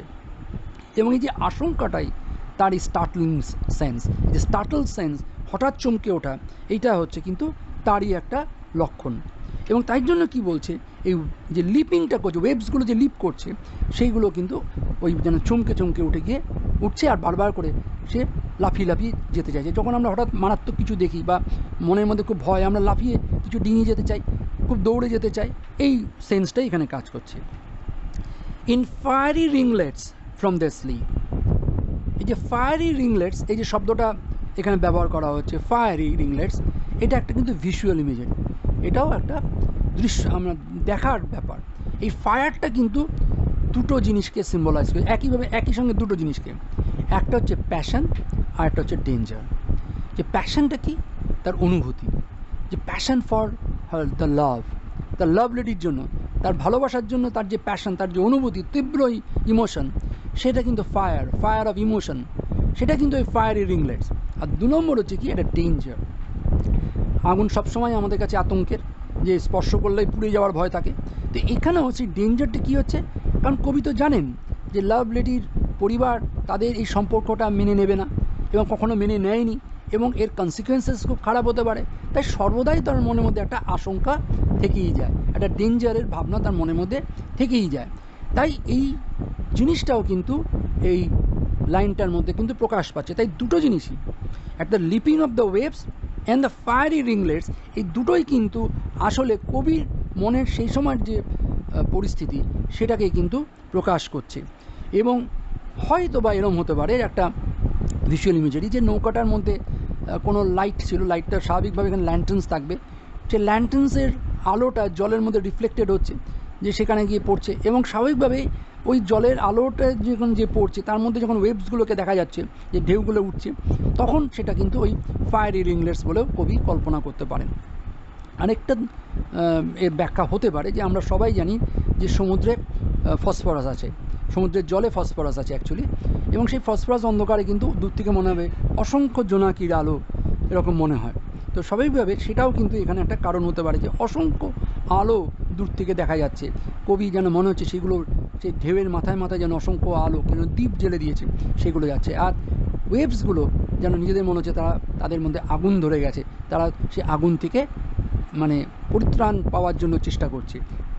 অনেক রকমভাবে ব্যাখ্যা হতে পারে, অনেক জায়গায় অনেক রকম ব্যাখ্যাও আছে, কিন্তু খুব সিম্পল আমরা বলতে পারি যে এই যে ফায়ারি রিংলেটস এবং লিপ, এটা অ্যাকচুয়ালি আর কিছুই না, কবির মনের ভাবনা। এবং ফায়ার, ওই যে বললাম, এটা সিম্বল অফ প্যাশন, লাভ এটা, এবং it's also a sign of danger, এটা আতঙ্ক, ভয়। এবার যেটা হলো পরের একটা যেখানে যাচ্ছে, তা আমরা তো যাই হোক, এবার I gain the cove with pushing prow. তাহলে আমি এটা নৌকো পৌঁছে গেল, কোথায় পৌঁছে গেল না, একটা স্লাসি স্যান্ড, একটা খাড়ি অঞ্চলের মধ্যে নৌকাটাকে ঢুকিয়ে দিয়েছেন কবি, তার ফ্রন্ট পার্টটা। এখানে স্লাসি স্যান্ড, এটার মধ্যে একটা রিদিম আছে, এটা একটা টাচ ইমেজেরি, এটাকে আমরা একটা টাচ ইমেজেরি ব্যবহার করছেন স্লাসি স্যান্ড, যে স্পর্শে কী করে উনি বুঝছেন যে স্লাসি স্যান্ড দেখা যাচ্ছে ভেজা, কিন্তু তার একটা অনুভূতিও কাজ করছে, তার হয়তো পা দিয়েছেন, হাত দিয়েছেন, যাই হোক একটা অনুভূতি সেখানে কাজ করছে। তাই এখানে স্লাসি স্যান্ডটা কিন্তু টাচ ইমেজারি বা ট্যাকটাইল ইমেজারি বলা যায়, TACTILE, tactile, TACTILE, tactile imagery, বা এখানে রূপক ব্যবহার করা হয়েছে, টাচ রূপক ব্যবহার করা হয়েছে। এবং আরেকটা জিনিস লক্ষণীয়, দেখো স্লাসি স্যান্ড, এই যে স্লাসি স্যান্ড দুটো ওয়ার্ড SS দিয়ে আরম্ভ হচ্ছে, মানে repetitive word, slushy S, sand S, এটাকে আমরা অ্যালিটারেশন বলে থাকি বা অনুপ্রাস বলে থাকি, এটাও একটা কবিতার রিদিম। আরেকটা জিনিস খুব লক্ষ্য করার ব্যাপার আছে এখানে, যে ইউজ অফ অ্যান্ড, অসংখ্য অ্যান্ডের ব্যবহার হয়েছে কবিতাটার মধ্যে। দেখো প্রথম grey sea and the long black, ঠিক আছে, এটা একটা জোক, কিন্তু পরের লাইনটা দেখো স্টার্ট হচ্ছে অ্যান্ড দিয়ে, and the yellow half moon, আবার আছে and the startle little waves, আবার দেখো 6th লাইনে অ্যান্ড কোয়েঞ্চি স্পিড, তারপরেও আবার সেকেন্ড প্যারাগ্রাফেও আমরা 4th লাইনে গিয়ে অ্যান্ড পাচ্ছি, অর্থাৎ অনেকবার অ্যান্ড ব্যবহার করা হয়েছে। এইটাও কিন্তু, এই অ্যান্ডটাও কিন্তু পারপাসলি ব্যবহার করা হয়েছে, কবি ইচ্ছাকৃতভাবে এটা ব্যবহার করেছেন, ক্রিটিক্সরা বলছেন। এই অ্যান্ডের মধ্যে দিয়ে কী বোঝানোর চেষ্টা হচ্ছে, ইট ইজ ভেরি ইম্পর্ট্যান্ট, যে কবি যেন বোঝা চাইছেন যে উনি কত দূর তার লাভ লেডিকে জন্য যেতে পারেন, মানে কতটা দূর, how far he can go for his love, যে তার নিজের ভালোবাসার জন্য তিনি কতটা দূর যেতে পারেন, এইটাকে বোঝানোর জন্যই বারংবার অ্যান্ড ওয়ার্ডটাকে রিপিট করেছেন কবি। এটাও কিন্তু একটা ব্রাউনিংয়ের লেখার একটা বৈশিষ্ট্য, যে তিনি সুন্দরভাবে এই কনজাংশনটা ব্যবহার করে, অ্যান্ড কনজাংশনটাকে ব্যবহার করে উনি বুঝিয়ে দেওয়ার চেষ্টা করছেন যে how far he can go, যে কতটা দূর তিনি তার ভালোবাসার জন্য, তার ভালোবাসার লোকটার জন্য তিনি কত দূর যেতে পারেন, কি কি তিনি করতে পারেন, এইটা কিন্তু উনি বোঝানোর চেষ্টা করেছেন। সুতরাং এখানে অ্যান্ড একটা ইম্পর্ট্যান্ট ফ্যাক্টর কাজ করছে। আবার দেখো যে যখন আমরা পেয়েছি যে then a mile of warm sea scented beach. এই যে ওয়ার্ম, এটাও কিন্তু একটা ইমেজেরি, এটাও কিন্তু একটা ট্যাকটাইল ইমেজেরি বা টাচ ইমেজেরি। তো এখানে ওয়ার্ম, এই ওয়ার্মটা কি সি? রাত্রে সি ওয়ার্ম কি ওয়ার্ম নয়, এটা তর্কের ব্যাপার, আমরা বুঝতে পারছি না, বলার জায়গা নেই। কিন্তু এটা mile of warm sea scented beach, কিন্তু বিচটা তো ওয়ার্ম হতে পারে না, সি হতেও পারে, একটু উষ্ণ থাকলেও থাকতে পারে, কিন্তু বিচ আমরা জানি সমুদ্রের বিচ সাধারণত বালিতে হয় এবং বালি রাত্রে ঠান্ডা হয়ে যায়। তাহলে এই ওয়ার্মনেসটা কী? এই ওয়ার্মনেসটা কিন্তু আসলে কবির মনের, হৃদয়ের ওয়ার্মনেস, তার উত্তাপ। এই যে ওয়ার্ম বা উত্তাপটা তার মনের উত্তাপ, এই মনের উত্তাপটা তিনি ট্রান্সফার করেছেন স্যান্ডের ওপরে। তার জন্য সব কিছুই মনে হচ্ছে ওয়ার্ম, সব কিছুর মধ্যে তিনি একটা উষ্ণতা খুঁজে পাচ্ছেন। যত তিনি এগিয়ে যাচ্ছেন তত তার মনের মধ্যে একটা উষ্ণতা খুঁজে পাচ্ছেন। সেই উষ্ণতাটা কিসের উষ্ণতা? যে তিনি গিয়ে তার লাভ লেডির সঙ্গে তার দেখা হবে, তাদের মনের, দুজনের মনে যে উষ্ণতা একত্রিত হবে, সেই উষ্ণতাটা তিনি যেন অনুভব করছেন তার সমস্ত ইন্দ্রিয়র দ্বারা। এবং এখানেও তাই যখন ওয়ার্মটা বলছেন যে touch, say sense of warmth, যে সেই টাচ উষ্ণতাটা যেন তিনি অনুভব করছেন, তাই এটাও কিন্তু একটা টাচ ইমেজেরই উনি এখানে ব্যবহার করেছেন। আবার দেখো যখন তিনি বলছেন সি সেন্টেড বিচ, এই সি সেন্টেড বিচটাও দেখো আবার অ্যালিটারেশন, এটাও একটা অনুপ্রাস যে সেখানে আমরা পাচ্ছি। যেমন আমরা দেখেছি যে স্লাশি স্যান্ড, এখানেও কিন্তু আমরা আবার সেই সি সেন্টেড পাচ্ছি, এবং পরবর্তী জায়গায় শার্প স্ক্র্যাচও কিন্তু সেই আবার অ্যালিটারেশন পাবো। অর্থাৎ এখানেও কিন্তু একটা কবিতার অনেক ছন্দ আছে, কবিতার সৌন্দর্য আছে, সেগুলোকে ব্যবহার করা আছে খুব সুন্দরভাবে। তাহলে সি সেন্টেড এটা কীরকম? এটা হচ্ছে অল ফ্যাক্টরি ইমেজেরি, অল ফ্যাক্টরি বা OLFACTORY। অল ফ্যাক্টরি ইমেজেরি মানে হচ্ছে যেটা স্মেলের ইন্ডিকেট করে, স্মেল, ঘ্রাণ শক্তিকে যেটা ইন্ডিকেট করে। অর্থাৎ এই সি সেন্টেড, আমরা সি সেন্ট কীভাবে নিই? আমরা ঘ্রাণের দ্বারা আমরা বুঝতে পারি যে সেন্ট পাই। তাহলে এখানে সি সেন্টেড বা সল্টি সেন্টটা তিনি তার ঘ্রাণ শক্তির দ্বারা অনুভব করছেন। তাই এইখানে এই সি সেন্টেড আসলে কিন্তু কখনোই কিন্তু বিষটা সেন্টেড নয় সেভাবে, কিন্তু তার মনের মধ্যে যেন একটা লবণাক্ত ভাব রয়েছে, নোনা ভাব আসছে। অর্থাৎ হি ইজ টায়ারিং, তার জার্নিটা তাকে কিছু টায়ার আউট করছে, তার মনের মধ্যেও যেন একটা ঘাম সৃষ্টি হচ্ছে। আবার এটাও হতে পারে যে যত উত্তেজনা বাড়ে মানুষ অনেক সময় ঘামায়, তার সেই উত্তেজনাটাও কিন্তু তাকে তার শরীরে একটা ঘামের সৃষ্টি করছে, যেন মুখগুলো একটু নোনতা হয়ে আসছে, গলাগুলো যেন একটু তৃষ্ণার্ত সে হয়ে পড়ছে, কোথাও গলা শুকিয়ে আসছে। সবটাই কেন না তার মনের মধ্যে আতঙ্ক যে আলটিমেটলি সে মিট করতে পারবে কি না। তাই এখানেও কিন্তু খুব সুন্দরভাবে ইমেজেরি ব্যবহার করা হয়েছে, কবি ব্যবহার করেছেন। তারপরে তো বললো শার্প স্ক্র্যাচ, এটাও শার্প স্ক্র্যাচটা কি? এটা তো শ্রবণ, মানে শোনা হয়েছে, তাই এটা হচ্ছে auditory image, sound to hear, auditory, AUDITORY, AUDITORY, auditory imagery. অর্থাৎ যেটা আমরা শুনি, শোনার মধ্য দিয়ে, এটা অডিটরি ইমেজারি ব্যবহার করা হয়েছে শার্প স্ক্র্যাচ, সাউন্ড ইমেজেরি আর কি। তারপরে কি আসছে? Lighted match. এই যে লাইটেড ম্যাচ এবং তারপরে আমরা জয় অ্যান্ড ফিয়ার, আমি আসছি এই জায়গাটায়। তো লাইটেড ম্যাচ এটাও কিন্তু একটা sign of danger, signal and sign of danger এবং সাইন অফ প্যাশনও বটে। অর্থাৎ একটা শব্দের দ্বারা বা একটা ছোট্ট ওয়ার্ডসদের দ্বারা কবি কিন্তু দুটো জিনিসকে সাইমালটেনিয়াসলি বুঝিয়ে দিলেন, একটা sign of danger and sign of passion. যখনই আমরা লাইটেড ম্যাচ, একটা ম্যাচ জ্বালাই বা একটা দেশলাই কাঠি জ্বালাই, সেটা কিন্তু সাইন অফ ডেঞ্জারও হতে পারে, কারণ অনেক ঘটনা হতে পারে, একটা আগুনের ফুলকি অনেক কিছু ঘটিয়ে দিতে পারে। তাহলে একটা ডেঞ্জার, আমরা আগুন নিয়ে খেলা করছি যেন মনে হয়, তাহলে সেটাও একটা ডেঞ্জার হতে পারে। কিন্তু এখানে সাইন অফ প্যাশন। আবার আমরা বলি যখন আমাদের মনের মধ্যে অত্যন্ত কিছু আমরা ইমোশনে কাজ করি, আমরা ভীষণভাবে ভাবাবেগে যখন চলি, মনের মধ্যে অনেক ভাব যখন জন্ম নেয়, অনেক ভাব মনে এত তীব্র আনন্দের সৃষ্টি করে যে তখন মনে হয় যে অসংখ্য আগুনের ফুলকি যেন আমাদের সারা মনের মধ্যে জড়িয়ে আছে। তাই এইখানে যে লাইটেড ম্যাচ, এইটা কিন্তু সাইন অফ প্যাশন। কার সাইন অফ প্যাশন?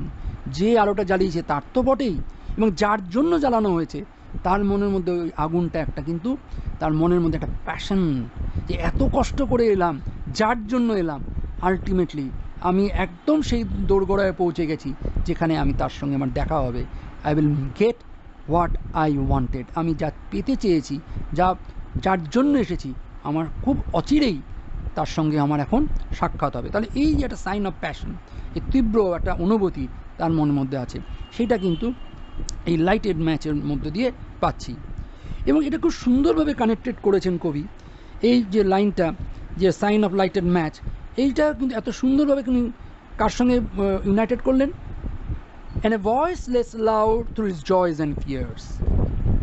এই জয় এবং ফিয়ার এইটার সঙ্গে কিন্তু এই লাইটেড ম্যাচের একটা সুন্দর একটা যোগ করে দিলেন, সামহাও একটা কানেকশন করে দিলেন। কারণ লাইটেড ম্যাচ এক্ষুনি বললাম sign of danger as well as sign of passion.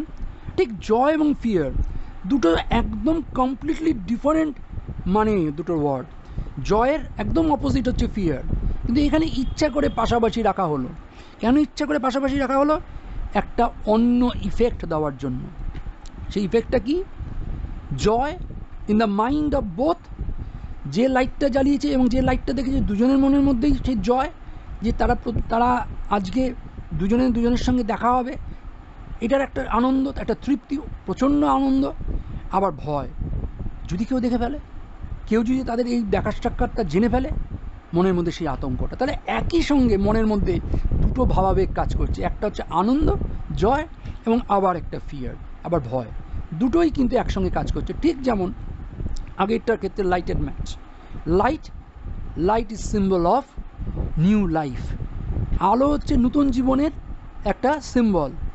আবার লাইট কি করে? লাইট কিন্তু যদি অসাবধান আমরা হই, তার থেকে একটা মারাত্মক দুর্ঘটনাও ঘটাতে পারে এই লাইট। তো স্বাভাবিকভাবে যেমন লাইট একটা হোপ দেয়, আশা দেয়, আবার তাকে ডেঞ্জারে নিয়ে যেতে পারে, ঠিক তেমনি আনন্দ যখন মনের মধ্যে আসে, সেই জয়, সে অনেক কিছু করিয়ে দিতে পারে। আবার জয়ের সঙ্গে সঙ্গে কিছুটা ভয়ও থাকে। কিসের ভয়? হারিয়ে ফেলার ভয়। বিশেষ করে যখন আমরা কাউকে খুব তীব্রভাবে ভালোবাসি, তাকে যখন আমরা তীব্রভাবে পেতে চাই, আমাদের মনের মধ্যে যখন আনন্দ থাকে, আবার আমাদের মনের মধ্যে আশঙ্কাও থাকে যে হয়তো বা তাদের আমি হারিয়েও ফেলতে পারি। যে স্নেহ অতি ভীষণ বস্তু, সেই আমরা বাংলা সাহিত্যে আমরা পড়েছি শকুন্তলার ক্ষেত্রে, যে যখন আমরা জেনেছি যে কর্ণমুনি বলেছেন যে স্নেহ অতি বিষম বস্তু। যখন শকুন্তলা তার প্রতিগৃহে চলে যাচ্ছেন, উনি তো সন্ন্যাসী, তার মনের মধ্যে সেই তীব্রতা, তিনি বলছেন যে স্নেহ কী জিনিস। ঠিক এখানেও কিন্তু যে আনন্দ, কবির মনে যে আনন্দটা সে অনুভব করছে, যে আনন্দটা সে পেতে চেয়েছিল, এই আনন্দের জন্যই তো তার আশা, এই তীব্র অনুভূতিটা অনুভব করার জন্যই তো তার আশা, সে পেতে চলেছে। কিন্তু তার মধ্যেও যেন কোথাও একটু যেন ভয়ও কাজ করছে। ঠিক যেমন চা খাওয়া, ঠোঁটের সঙ্গে চায়ের যে কাপের পেয়ালার যে ধারের যে ফাঁকটা থেকে যায়, এও যেন ঠিক তাই। যদি এই শেষ মুহূর্তে এসে যদি দেখা না হয়, কোনো কিছু যদি বাধা ঘটে, কেউ যদি জেনে যায়, তাই there is joy and fear. এবং কিন্তু last, then the two hearts beating each to each, তারপরে দুটো হৃদয়ের স্পন্দন একে অপরকে অনুভব করছে। আর কিছু না, কবিতাটা কিন্তু খুব অ্যাব্রাপ্টলি শেষ হয়ে গেল, আর কোনো কিন্তু উল্লেখ নেই, একদম অ্যাব্রাপ্টলি কবি শেষ করে দিলেন। Then the two hearts beating each to each, তারপর দুটো হৃদয় একে অপরের একদম সামনে এসে দাঁড়িয়েছে, একে অপরের শব্দ শুনতে পাচ্ছে। একটি হৃদয়, ছেলেটির হৃদয় মেয়েটির হৃদয়ের স্পর্শ অনুভব করতে পারছে, তার স্পন্দন অনুভব করছে, ঠিক যেমন মেয়েটি তার ছেলেটির হৃদয় পাচ্ছে। অর্থাৎ দুজনের মধ্যে যে উত্তাপের সৃষ্টি হয়েছে, দুজনের যে ইউনাইটেড, এইটা কিন্তু কবি বুঝছেন। এবং কেন এখানে অ্যাব্রাপ্টলি শেষ করলেন? কারণ কবির তার কিছু চাওয়ার নেই, এর জন্যই তো উনি এসেছিলেন, এটাই তো তিনি চেয়েছিলেন, টু গেট ইউনাইটেড। তিনি ইউনাইটেড হতে চেয়েছিলেন, তিনি মিলিত হতে চেয়েছিলেন তার লাভ লেডির সঙ্গে। তাই যেই মুহূর্তে তিনি লাভ লেডিকে পেয়ে গেলেন, তার ইউনাইটেড হলেন, আর তো কিছু বলার থাকতে পারে না। সো দ্য পোয়েম এন্ডস দেয়ার। আর কিছু কিন্তু উনি ব্যাখ্যা করলেন, অর্থাৎ তার পরম প্রাপ্তি তার এখানে হয়ে গেল। সে জেনে গেল যে তিনি যেটা চেয়েছিলেন তিনি পেলেন। তো এখানেও এই যে ইচ টু ইচ, এটাও কিন্তু একটা টাচ ইমেজেরই কাজ করলো, যে এখানেও আমরা একটা স্পর্শ অনুভূতি এখানে কাজ করলো, এইটাই কিন্তু এখানে বোঝানো গেল। এই সারা কবিতাটার মধ্যে কবি কিন্তু শুধু সেকেন্ড লাইনটা, and the yellow half moon large and লো, এই যে সেকেন্ড লাইনটা, এখানেই কিন্তু একটা নেচারের রেফারেন্স দিলেন, যে একটা ন্যাচারাল অবজেক্টের রেফারেন্স দিলেন, মুন। এবং শুধু দিলেন কেন? শুধু টাইম অফ জার্নিটাকে বোঝানোর জন্য। আমি আগেই বলেছি যে রবার্ট ব্রাউনিং কিন্তু তার, যেমন উইলিয়াম ওয়ার্ডসওয়ার্থ বিশ্বাস করতেন যে everything is in universe is part of nature, যে রবার্ট ব্রাউনিং বলতেন যে যা কিছু আছে পৃথিবীর, এই ইউনিভার্সে যা কিছু আছে সবই প্রকৃতি। কিন্তু রবার্ট ব্রাউনিং কিন্তু সেই থিওরিটা নয়। তিনি বললেন প্রকৃতির নিশ্চয়ই একটা ইম্পর্টেন্স আছে, কিন্তু প্রকৃতির জায়গায়, মানুষ মানুষের জায়গায়, প্রত্যেকের একটা আলাদা এন্টিটি আছে, নিজস্বতা আছে। এবং তিনি ততটুকুই প্রকৃতিকে ব্যবহার করেছেন তার কবিতায় যতটুকু তার প্রয়োজন আছে। তাকে অহেতুক তাকে প্রেস করেননি, অহেতুক তার জন্য বিশাল বিশাল লাইন তিনি খরচা করেননি। যতটুকু প্রয়োজন ঠিক ততটুকুই তিনি তার কবিতাতে নেচারকে নিয়ে এসছেন, প্রকৃতিকে নিয়ে এসছেন। ঠিক যেমন এখানে উনি নিয়ে এলেন, যে শুধু বললেন কি, the yellow half moon large and লো, অর্থাৎ সদ্য চাঁদ উঠছে, অর্থাৎ আমরা ধরে নিতে পারি এর থেকে যে সন্ধ্যা হয়ে গেছে, আস্তে আস্তে রাত্রির দিকে এগোচ্ছে। শুধু এই টাইম অফ দ্য ডেটাকে বোঝানোর জন্য উনি এটা ব্যবহার করেছেন। এই একটা জিনিস আমাদের একটু মাথায় রাখার দরকার আছে। এরপরে যেটা আমি বলবো সেটা হচ্ছে যে এই যে কবিতাটা মিটিং অ্যাট নাইট, এর একটা রিদমিক প্যাটার্ন আছে। এই রিদমিক প্যাটার্নটা বলেই আমি আমার আলোচনা শেষ করব। রিদমিক প্যাটার্নটা কি? যে প্রত্যেকটা কবিতারই একটা রিদম থাকে, একটা ছন্দ থাকে। তো এখানে ছন্দটা বোঝার জন্য আমরা যেটা সাধারণত করে থাকি, যে আমরা প্রত্যেকটা কবিতার লাইনে, বিশেষ করে লিরিক্স যেখানে আছে, তার যে লাস্ট যে ওয়ার্ডটা থাকে তার লাস্ট লেটারটাকে আমরা কনসিডার করি। তো এখানে first line, in the grey sea and the long black land, এখানে ল্যান্ড ওয়ার্ডটা আমরা নেব। ঠিক একইভাবে পরবর্তী যে লাইনগুলো আছে তার লাস্ট ওয়ার্ডগুলো আমরা ধরব। প্রথমে আমরা প্রথম 6টা লাইনকে, ফার্স্ট স্ট্যাঞ্জাটাকে ধরি। তাহলে ফার্স্ট থেকে কোন কোন ওয়ার্ডগুলো আছে? ল্যান্ড, তারপর লো, তারপরে লিপ, তারপরে স্লিপ, তারপরে প্রাউ, লাস্টে আছে আবার স্যান্ড। তাহলে এই যে লাস্ট এই ওয়ার্ডগুলো নিলাম, তোমরা একটা খাতায় তোমরা ইচ্ছা করলে এটা লিখে নিতে পারো, যে ল্যান্ড, লো, লিপ, স্লিপ, প্রাউ, স্যান্ড। লিখে নাও। লিখে নেওয়ার পরে এবার তোমরা একদম প্রত্যেকটা ওয়ার্ডের লাস্ট লেটারটাকে ধরো। তাহলে কি কি পাচ্ছি দেখো, ল্যান্ডের ডি পাচ্ছি, লোয়ের ডাব্লিউ পাচ্ছি, লিপের পি পাচ্ছি, স্লিপের পি পাচ্ছি, প্রাউয়ের ডাব্লিউ পাচ্ছি, আবার স্যান্ডের ডি পাচ্ছি। আলাদা করে লিখে ফেলো। তাহলে কি লিখবে? D W P, P W D. লেখো।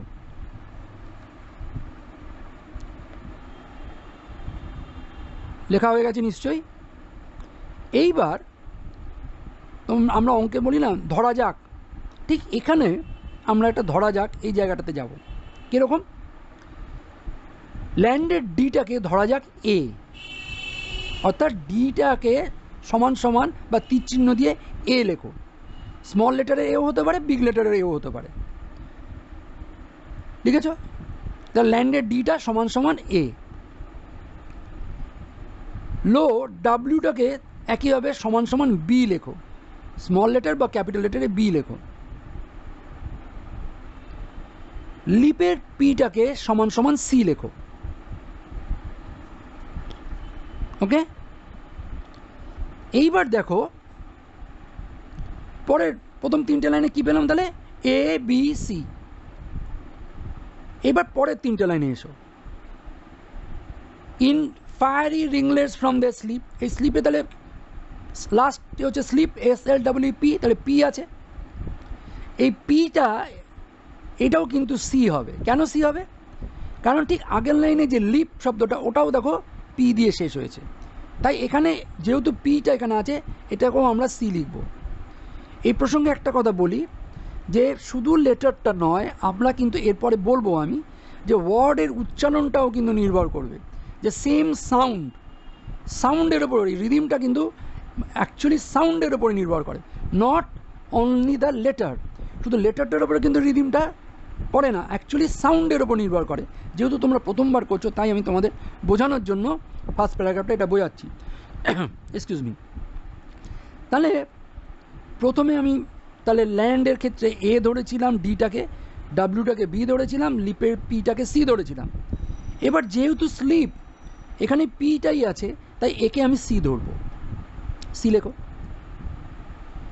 এবার পরের লাইনটা আছে প্রাও, ডাব্লিউ, তাহলে ডাব্লিউকে লোতে আমরা ডাব্লিউ পেয়েছিলাম দ্বিতীয় লাইনে, সেটাতে বি ধরেছিলাম, তাহলে এখানেও ডাব্লিউকে আমি বি ধরব, তাহলে ডাব্লিউ সমান সমান বি, বি লেখো। এবং সিক্সথ লাইনে স্যান্ড, ডি দিয়ে শেষ হচ্ছে, এই ডিটা কোথায় পেয়েছিলাম? ফার্স্ট লাইনে আমি ডি পেয়েছিলাম, তাই এই ডিটাকেও আমি এ লিখব। তাহলে কি দাঁড়ালো? এ বি সি, সি বি এ। আবার বলছি, এ বি সি, সি বি এ। তাহলে এবার যদি সাউন্ডগুলো ধরি, দেখো ল্যান্ড, লো, লিপ, স্লিপ, প্রাও, স্যান্ড, নিজেরা যদি ঠিক করে উচ্চারণ করো তাহলে লক্ষ্য করে দেখবে ল্যান্ড যেভাবে উচ্চারণ করছো স্যান্ডও সেভাবেই উচ্চারণ করছো। ল্যান্ড, তোমার জিভ গিয়ে তোমার দেখো দাঁতে আটকাবে, আবার স্যান্ড ঠিক দাঁতের কাছাকাছি গিয়ে বা দাঁতে গিয়ে স্পর্শ করবে। যখন লো বলছি, লো, লো, দেখো জিভটা আমাদের ওপরের টাগড়ায় গিয়ে আটকাচ্ছে। ঠিক একইভাবে যখন প্রাও, প্রাও বলবো, দেখবে জিভটা টাগড়ায় স্পর্শ করে আসছে। কিন্তু যখন লিপ, লিপ বলছি তখন কিন্তু আমাদের ঠোঁটের মুভমেন্ট হচ্ছে। ঠিক একইভাবে স্লিপ, স্লিপ বলছি, দেখো এখানেও ঠোঁটের মুভমেন্ট হচ্ছে। অর্থাৎ এই যে সাউন্ডটা জেনারেট হচ্ছে, এই সাউন্ডটা কিন্তু আমাদের রিদিমটাকে সৃষ্টি করছে, এবং এই সাউন্ডের ওপরেই আমাদের এই যে আমি বললাম এ বি সি, সি বি এ, এটা কিন্তু এই সাউন্ডের ওপরে নির্ভর করেই বললাম। এবার আসো সেকেন্ড প্যারাগ্রাফে। যেহেতু একবার আমরা এবিসি ব্যবহার করে নিয়েছি, তাই সেকেন্ড প্যারাগ্রাফে আমরা এবিসি ব্যবহার করতে পারবো না, এটা নিয়ম নয়। এক্ষেত্রে আমাদের অন্য অ্যালফাবেটস ব্যবহার করতে হবে। তা আমরা এখানে কি ব্যবহার করব? যেহেতু 6টা লাইন আছে, তাহলে সেখানে আমরা আলাদা অ্যালফাবেটস ব্যবহার করব। আসা যাক, সেকেন্ড স্ট্যান্ডার্ডে যে 6টা লাইনে যে লাস্ট ওয়ার্ডসগুলো কী কী আছে ইচ ওয়ার্ডের, প্রথমটাই আছে বিচ, তারপরে আছে অ্যাপিয়ার্স, তারপরে আছে স্ক্র্যাচ, তারপরে আছে ম্যাচ, তারপরে আছে ফিয়ার্স এবং ইচ। এক্ষেত্রে কিন্তু কি হবে, সেই উচ্চারণের উপর আমরা নির্ভর করবো, কিন্তু শুধু কিন্তু লেটারের ওপরে নয়, তাহলে আমাদের ভুল হবে। আমাদের প্রাধান্য দিতে হবে উচ্চারণের উপর, আমরা কীভাবে উচ্চারণটা করছি। তাহলে এখানে কি বললাম? বিচ, অ্যাপিয়ার্স, স্ক্র্যাচ, ম্যাচ, তারপরে বলছি ফিয়ার্স এবং ইচ। এখানেও লক্ষ্য করলে দেখবে যে বিচ, যে ফার্স্ট লাইনে যেটা বিচ আছে তার সঙ্গে লাস্ট লাইনের ইচ একই রকম উচ্চারণ হচ্ছে। নিজেরা একটু উচ্চারণ করে দেখো, দেখি বিচ, বিচ আর ইচ একই রকমভাবে তোমাকে উচ্চারণ করতে হচ্ছে। অর্থাৎ আমরা শব্দ উচ্চারণ করার জন্য আমাদের যে মুখের যে ব্যবহারগুলো করি, আমাদের যে অর্গানসগুলো ব্যবহার করি, সেইগুলো একই রকমভাবে ব্যবহার হচ্ছে। বিচ কীভাবে উচ্চারণ করছো লক্ষ্য করো, আর ইচ কীভাবে উচ্চারণ করছো লক্ষ্য করো, প্রায় সিমিলার ওয়েতে উচ্চারণ করছো, তাই এই দুটো এক। আবার দেখো অ্যাপিয়ার্স এবং ফিয়ার্স, অর্থাৎ সেকেন্ড লাইনের অ্যাপিয়ার্স এবং সেকেন্ড লাস্ট লাইনের যে ফিয়ার্স, এই দুটো কিন্তু আমরা একই রকমভাবে উচ্চারণ করছি। তাহলে এই অ্যাপিয়ার্স এবং ফিয়ার্স একই হবে। বাকি রইল দুটো, স্ক্র্যাচ এবং ম্যাচ। দেখো একই রকমভাবে উচ্চারণ করছি, স্ক্র্যাচ এবং ম্যাচ একই রকমভাবে উচ্চারণ করছি, অর্থাৎ এই দুটো একই হবে। তাহলে এবার যদি আমরা আমাদের লেটার্সগুলো বসাই, আমি আগেই বলেছি এবিসি আর বসানো যাবে না, তো ধরা যাক বিচ শব্দটার জন্য আমি লাস্টে ডি বসালাম, বসাও তোমরা ডি। অ্যাপিয়ার্স শব্দটার জন্য ই বসালাম, তোমরা ইচ্ছে করলে এম এন ও যা ইচ্ছে বসাতে পারো, আমি ডি এবং ই বসাচ্ছি। তাহলে স্ক্র্যাচের জন্য এফ বসাবো, কারণ বিচ, অ্যাপিয়ার্স এবং স্ক্র্যাচ তিনটে আলাদা, উচ্চারণগতভাবেও আলাদা। বিচ, কেউ কেউ হয়তো বলতে পারো স্যার বিচ এবং স্ক্র্যাচ তো সিএইচ দিয়ে শেষ হচ্ছে না, ওই যে বললাম সাউন্ড দেখো, বিচ কীভাবে উচ্চারণ করছো আর স্ক্র্যাচ উচ্চারণ করছো। বিচ খুব মাউথটাকে, আমাদের মুখটাকে খুব খুলতে হচ্ছে না, কিন্তু যখন স্ক্র্যাচ বলছি আমাদের মুখটা কিন্তু ওপেন হচ্ছে, আমাদের মুখটা খুলতে হচ্ছে, তাহলে আমাদের উচ্চারণের পদ্ধতিও আলাদা হচ্ছে, সুতরাং এই সাউন্ড যে জেনারেট হচ্ছে এটা আলাদা হচ্ছে। তাই এখানে বিচকে ধরলাম ডি, অ্যাপিয়ার্স এটা ই, অর্থাৎ বিচের এইচটা লাস্ট সাউন্ড যেটা সেটা ডি, অ্যাপিয়ার্সটা ই, স্ক্র্যাচটা এফ। এবার যেহেতু ম্যাচ স্ক্র্যাচের মতনই, তাই ম্যাচটাকেও আমি এফ ধরবো। ঠিক একইভাবে আমি আগেই বলেছি অ্যাপিয়ার্স এবং ফিয়ার্স দুটোই একই সাউন্ড জেনারেট করছে, তাই ফিয়ার্সটাকে আমি আবার ই ধরবো, কারণ অ্যাপিয়ার্সের ক্ষেত্রে ই ধরেছিলাম, তাহলে ফিয়ার্সের ক্ষেত্রেও ই ধরবো। এবং last but not the least, আমাদের যে লাস্ট ওয়ার্ডটা যেটা আছে ইচ, সেইটার সঙ্গে আমরা ম্যাচ করব প্রথমটার, অর্থাৎ বিচ যেটা আমরা ডি ধরেছিলাম এখানেও আমরা ডি বলবো। অর্থাৎ এই যে সেকেন্ড স্ট্যান্ডার্ড যে প্যাটার্নটা সেটা কিরম হলো, ডি ই এফ, আবার এফ ই এবং ডি। তাহলে প্রথম স্ট্যান্ডার্ড ছিল এ B C C B A, আর দ্বিতীয়টার ক্ষেত্রে কি হলো, D E F F E D. তাহলে দুটোই দেখো একটা মজার জিনিস কিন্তু লক্ষ্য করবে, তোমরা কেউ এখনও লক্ষ্য করেছো কিনা জানি না, তো একটু খেয়াল করে দেখো তোমরা। প্রথম প্যাটার্নটায় A B C C B A, পরেরটায় D E F F E D. তুমি যে দিক থেকেই পড়ো, তোমরা যদি লেফট টু রাইট পড়ো বা রাইট টু লেফট পড়ো, দেখো একই আছে। নিজেরা দেখো, খেয়াল করো। আমি যদি আমাদের লেফট দিকে রাইট যদি পড়ি A B C C B A, আর রাইট থেকে যদি লেফট পড়ি দেখো B A C C B A, অর্থাৎ যেভাবেই পড়ি না কেন একই হচ্ছে। ঠিক সিমিলারলি পরেরটার ক্ষেত্রেও কিন্তু একই, ডিই এফ এফ ইডি, আবার ডিই এফ এফ ইডি। এই যে রিদিমটা, এর একটা কিন্তু বিশেষ নাম আছে, এটাকে বলা হয় প্যালিন্ড্রোম। প্যালিন্ড্রোম বানানটা হচ্ছে P A L I N D R O M E, P A L I N D R O M E, এটাকে বলা হয় প্যালিন্ড্রোম। অর্থাৎ দুই দিক থেকেই তাদের সিমিলার দেখাবে। এটাও কিন্তু ইচ্ছা করে ব্যবহার করা হয়েছে। এখানে তিনটে জিনিস বলে আমি আলোচনা শেষ করে দেবো, যে এই যে প্যালিন্ড্রোমটা ইচ্ছাকৃতভাবে ব্যবহার করা হয়েছে, এটা খুব সাজেস্টিভ। কেন? কবি এর মধ্যে দিয়ে এই পার্টিকুলার রিদিমটা ব্যবহার করেছেন কবিতার, এই কারণেই তিনি বোঝাতে চেয়েছেন যে তার লাভ লেডির প্রতি যে ভালোবাসা, এটা একতরফা নয়, ওয়ান ওয়ে নয়। তার যতটা তীব্র ভালোবাসা, তার যতটা আকুতি, ঠিক একই পরিমাণের আকুতি এবং তীব্রতা এবং ভালোবাসার গভীরতা তার লাভ লেডিরও তার প্রতি। অর্থাৎ রবার্ট ব্রাউনিং এলিজাবেথ ব্যারেটকে যতটা ভালোবেসেছেন, যত তীব্রভাবে ভালোবেসেছেন, যত গভীরভাবে ভালোবেসেছেন, যতটা তাকে পেতে চেয়েছেন, যে আকাঙ্ক্ষাটা, ঠিক একইভাবে এলিজাবেথ ব্যারেটও তাকে ভালোবেসেছেন, তার সঙ্গে থাকতে চেয়েছেন, তাকে তীব্রভাবে তাকে পেতে চেয়েছেন। অর্থাৎ তাদের যে অনুভূতি, তাদের ইমোশনস ম্যাচ করেছে একদম, কেউ বেশি নয় কেউ কম না, উভয়। এর জন্য তাদের পরবর্তী যে married life was very happy, এবং ব্রাউনিং এটা বলেওছেন তার লেখায় যে I was very happy with my wife, তাদের যে তিনি যে লিখেছেন। সুতরাং এখানে এই যে প্যালিন্ড্রোম এটা ইউজ করা হলো, এই প্যালিন্ড্রোমটা কিন্তু খুব সাজেস্টিভ। দুই দিক থেকে তাদের যে লাভটা সমান ছিল, এটা একটা বোঝানো গেল খুব সাজেস্টিভ ওয়েতে।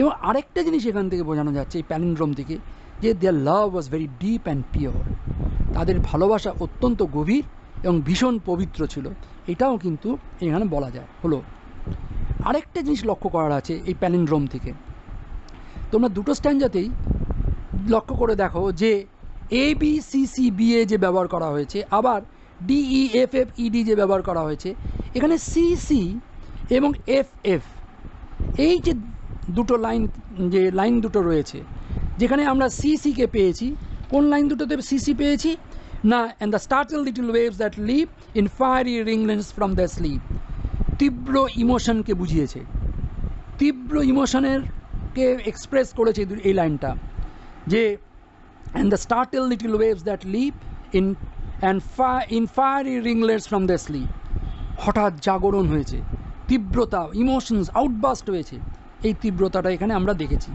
ঠিক পরের দিকে দেখো A tap at the pane, the quick sharp scratch and blue spot of a lighted match. অর্থাৎ এই যে ট্যাপ অ্যাট দ্য পেইন, একটা শব্দ, টক করে একটা শব্দ, সঙ্গে সঙ্গে একটা আলোর ফুলকি এবং ব্লু স্পট। এই ব্লু স্পটটা কিন্ডল দ্য হোপ, তাদের মনের মধ্যে আশা জাগিয়ে দিয়েছে, আগুন ধরিয়ে দিয়েছে, তীব্রতা বাড়িয়ে দিয়েছে যে হ্যাঁ দুজন দুজনের সঙ্গে এবারই দেখা হবে। তাহলে সেই তীব্র অনুভূতি জেগেছে। তাহলে দুটো জায়গাতেই কিন্তু একই তীব্রতা, একই ইমোশন কাজ করছে। এবং কবি পারপাসলি, ইচ্ছাকৃতভাবে কিন্তু এই দুটো লাইনকে, ফার্স্ট স্ট্যান্ডাতে ওই দুটো লাইনকে আর সেকেন্ড স্ট্যান্ডার্ডে এই দুটো লাইনকে, অর্থাৎ সি সি আর এফ এফকে ইচ্ছা করে কিন্তু মাঝখানে রেখেছেন, তার আগে পরে একটা বাউন্ডারি দিয়েছেন। দেখো ফার্স্ট স্ট্যান্ডাতে ফার্স্ট লাইনের সঙ্গে লাস্ট লাইন, সেকেন্ড লাইনের সঙ্গে ফিফথ লাইনটাকে মিল ঘটিয়েছেন, আর এখানে সিক্সথ লাইনের সঙ্গে একদম লাস্ট লাইনটাতে গিয়ে মিট করেছে এবং একইভাবে মাঝখান দুটোকে বাদ দিয়ে মিল হয়েছে। অর্থাৎ তাদের এই যে লাভটা, এটা তাদের সেন্ট্রাল। আর সব কিছু ছিল কবির জীবনে, কবির কাছেও এবং এলিজাবেথ ব্যারেটের কাছে তাদের একে অপরের প্রতি যে ভালোবাসা, that was their life line. এটাই তাদের ছিল জীবনের মূল মন্ত্র, আর সব কিছু ছিল সেকেন্ডারি। এইটাই ছিল তাদের প্রাইমারি। এবং এইটা যেহেতু তাদের প্রাইমারি, তাদের কোর অফ দ্য হার্ট এটা সবসময় তাদের থাকতো। কোনো কারণেই তারা কিন্তু একে অপরের থেকে যে তাদের অনুরাগ কখনো কমে যায়নি, তাদের বিশ্বাস, তাদের ভালোবাসা কমে যায়নি। তারা সবসময় গার্ড করে রাখতে চেয়েছেন। রবার্ট ব্রাউনিং এলিজাবেথ ব্যারেটের প্রতি তার ভালোবাসাটা সবসময় একটা গার্ড করে রাখতে চেয়েছেন। সবসময় তিনি একদম ফার্স্ট প্রায়োরিটি দিয়েছেন। জীবনের সবথেকে বড় উদ্দেশ্য, সবথেকে প্রধান কাজ তার স্ত্রীকে ভালোবাসায়। এটাই ছিল তার জীবনের মূল লক্ষ্য, যতদিন তার স্ত্রী বেঁচে ছিলেন এবং তারপরেও। এবং ঠিক একইভাবে এলিজাবেথ ব্যারেটও যখন থেকে রবার্ট ব্রাউনিংয়ের সঙ্গে দেখা হয়েছিল, তার থেকে তার মৃত্যুর দিন পর্যন্ত রবার্ট ব্রাউনিং ছিলেন তার জীবনের একমাত্র পুরুষ, এবং তার প্রতি তার যে অনুরাগ, ভালোবাসা, বিশ্বাস এবং তার আত্মনিবেদন, এটা ছিল কিন্তু একদম সব থেকে প্রাধান্য তার জীবনে। সুতরাং দুজনের ক্ষেত্রে কিন্তু খুব গুরুত্বপূর্ণ। এবং এই জন্যই কবি তার কবিতার মধ্যে তার শ্রেষ্ঠ চারটে লাইন, এই কবিতাটার শ্রেষ্ঠ চারটে লাইনকে ইচ্ছাকৃতভাবেই সেন্ট্রাল, কবিতার একদম সেন্টারে, স্ট্যান্ডারগুলো সেন্টারে রেখেছেন, এটা বোঝানোর জন্য যে দিস ইজ মাই ইমোশন, এটাই আমার ইমোশন, এগুলোই আমাদের জীবন। এবং এই যে দুটো লাইন, যেখানে প্রথম দুটো লাইন পরপর এইভাবে মিলে যায়, এটারও একটা নাম আছে, তাকে বলা হয় কাপলেট, COUPLET, কাপলেট, COUPLET, একে কাপলেটস বলে। এখানে দুটো কাপলেট ব্যবহার করা হয়েছে, যেখানে দুটো সেম সাউন্ডিং ওয়ার্ড দিয়ে দুটো লাইন কবিতা শেষ হয়, তাকে কাপলেটস বলে। এবং এখানেও এই কাপলেটসটা যে দে আর হ্যাপি কাপলস, তারা অত্যন্ত একটা সার্থক জুড়ি, স্বামী স্ত্রী জুড়ি বলা যেতে পারে। এবং এইটা আমরা অনেক কবিকেই দেখেছি, তারা ভালোবেসে বিয়ে করেছে, কিন্তু অনেক কবিকেই কিন্তু আলটিমেটলি তাদের লাভ লেডির সঙ্গে ছাড়াছাড়ি হয়ে গেছে বা মৃত্যু হয়েছে, অনেক ঘটনা আমরা ইংরেজি সাহিত্যে পড়েছি। কিন্তু এখানে কিন্তু ব্যাপারটা না, রবার্ট ব্রাউনিংয়ের লাভ ফর এলিজাবেথ ব্যারেট বা এলিজাবেথের লাভ ফর রবার্ট ব্রাউনিং একটা অতুলনীয় এবং স্বর্গীয়। এবং যতদিন তারা বেঁচে ছিলেন স্বামী স্ত্রী হিসাবে, এবং তার আগের কোর্টশিপ পিরিয়ডটা 1 বছরে, এটা একটা তাদের কাছে অত্যন্ত সুখস্মৃতি শুধু নয়, most precious thing in life, সবথেকে মূল্যবান বস্তু ছিল। তাই কবি তার জীবনের সবথেকে মূল্যবান যে অনুভূতিগুলো তার লেডি লাভকে ঘিরে, সেটা তিনি তার দুটো স্ট্যান্ডার্ডের মাঝখানে রাখতে চেয়েছেন। আরেকটা জিনিস আমরা শেষ করি, যে দেখবে যে লাস্ট লাইনটা কিন্তু একটা এক্সক্লেমেশন মার্কস দিয়ে শেষ করা হয়েছে। Each beating each to each, exclamation mark দিয়ে অনেক কিছু আমরা প্রকাশ করি। আমরা যেমন হতাশা প্রকাশ করতে পারি, আশঙ্কা প্রকাশ করতে পারি, এখানে কিন্তু জয়, পরম তৃপ্তি, যে স্বর্গীয় অনুভূতি, যে হেভেনলি জয়, এটা কিন্তু কবি প্রকাশ করেছেন। এখানে কোনো ফুল স্টপ নেই, কিছু নেই, এখানে কিন্তু একদম exclamation mark, extreme supreme enjoyment যে তিনি পেলেন, দুটো হার্ট মিলিত হয়ে যে তারা সুপ্রিম এনজয়মেন্ট তারা পেল, একে অপরের স্পর্শে তারা যে সুপ্রিম আনন্দ তারা পেল, এইটা কিন্তু ওই এক্সক্লেমেশন মার্কটা দিয়ে কবি প্রকাশ করলেন। তো যাই হোক, তো এই যে অ্যাব্রাপ্ট এন্ডিং, আমি আগেও বলেছি যে এই অ্যাব্রাপ্ট এন্ডিংটা কেন হলো, যে তিনি স্যাটিসফাইড। কবি এতটা পরিশ্রম করে এসে তার পরম তৃপ্তি সে অনুভব করল, পরম প্রাপ্তি তার হলো। He is completely satisfied. তার আর কষ্ট মনে হচ্ছে না, তিনি সমস্তটা পেয়ে গেছেন, যা পাওয়ার তিনি তাই পেয়ে গেছেন। তাই এই অ্যাব্রাপ্ট এন্ডিং, এটা নিয়ে আর ভাবার কোনো জায়গাও কবির মনে আর নেই। এবং এই যে কবি যেহেতু লাইফ মুভমেন্টে বিশ্বাস করেন, জীবনের গতিপথকেই বিশ্বাস করেন, তাই উনি লিপ শব্দটা ব্যবহার করেছেন আগে। এবং তার জীবনের গতিপথটাই তার জীবনের লক্ষ্য, যে তিনি কোথাও থমকে থাকতে চান না, ন্যাচারালস বিউটিতে আবদ্ধ থাকতে চাননি। উনি মানুষের ওপর বিশ্বাস রেখেছেন, মানুষের মনের সৌন্দর্যের ওপর বিশ্বাস রেখেছেন, এবং সেই মানুষের মনের সৌন্দর্য, জীবনের গতিময়তা, এটাই তার মূল মন্ত্র ছিল রবার্ট ব্রাউনিংয়ের জীবনে। He is supremely optimistic. আমি আগেই বলেছি, সুপ্রিম অপটিমিস্টিক।